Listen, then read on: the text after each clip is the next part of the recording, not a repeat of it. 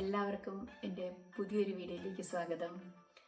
നമ്മൾ ചില ദിവസം ബ്രേക്ക്ഫാസ്റ്റ് എന്താണ് ഉണ്ടാക്കേണ്ടതെന്നൊക്കെ ചിലപ്പോൾ കിടക്കാൻ പോകുമ്പോഴായിരിക്കും ആലോചിക്കുന്നത്. അന്നേരം നോക്കുമ്പോൾ പുട്ടുപൊടി കാണില്ല, ഗോതമ്പ് പൊടി കാണില്ല, റവ കാണില്ല. അപ്പോൾ പുട്ടുണ്ടാക്കാനുള്ള മാർഗങ്ങളൊക്കെ നമുക്ക് വാതിലുകളൊക്കെ അടഞ്ഞു.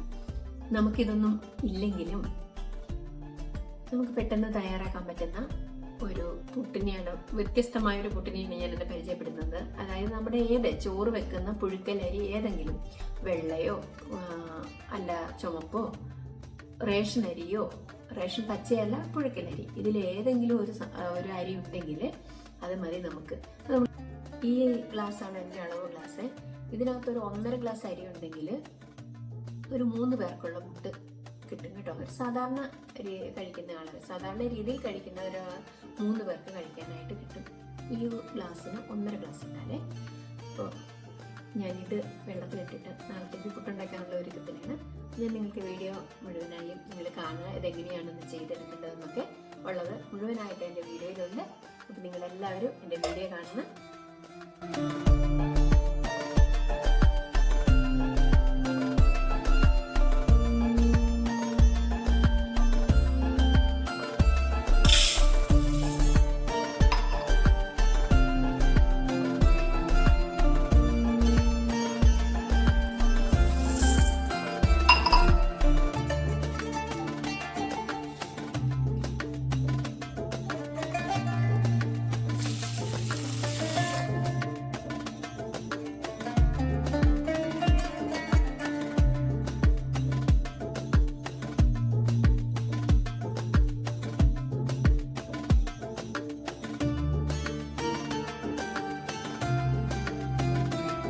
തലേ ദിവസം വെള്ളത്തിലിട്ട് വെച്ച അരി ഇതുപോലെ നന്നായി കഴുകി വാരി ഒരു ഓട്ടയുള്ള അല്ല തുളപ്പാത്രത്തിൽ ഇങ്ങനെ വെക്കുക.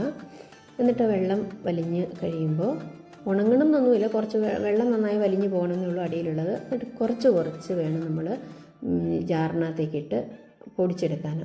ഒരു 1/4 ഭാഗം മാത്രമേ നമ്മൾ ഈ ജാറിലേക്ക് അരിയിടാവുള്ളൂ. എന്നിട്ടതിനെ 2-3 പ്രാവശ്യം നമ്മൾ തുറന്ന് ഇളക്കിയിട്ട് കൊടുക്കുക. അപ്പോൾ നന്നായിട്ട് അതിങ്ങ് പൊടിഞ്ഞ് കിട്ടും. ഇതുപോലെ കിട്ടും കേട്ടോ.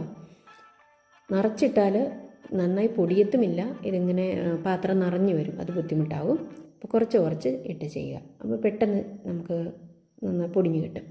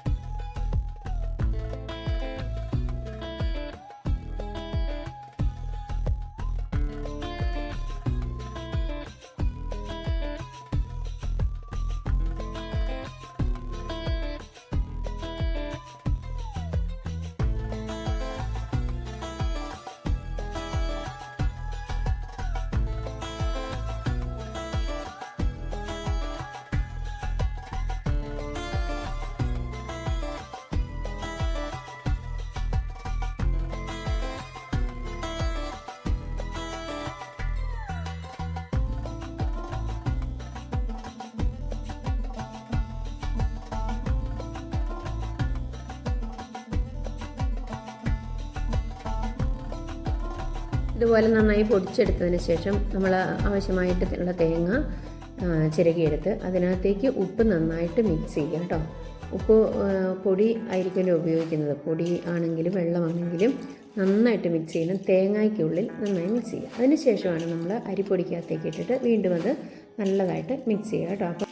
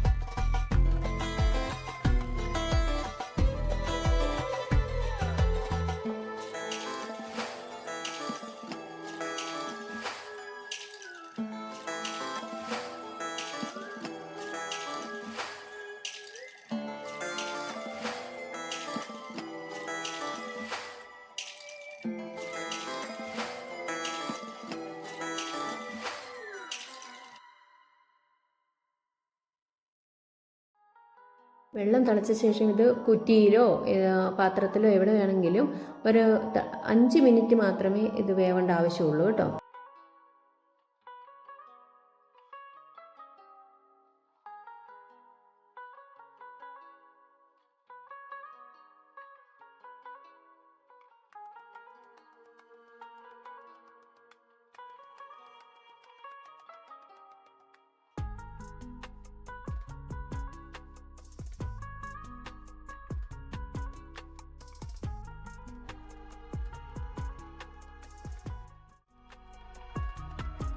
അപ്പോൾ ഞാൻ പുതിയൊരു പുട്ടിൻ്റെ റെസിപ്പിയാണ് ഇന്ന് നിങ്ങൾക്കായിട്ട് കാണിച്ചു തന്നിരിക്കുന്നത്.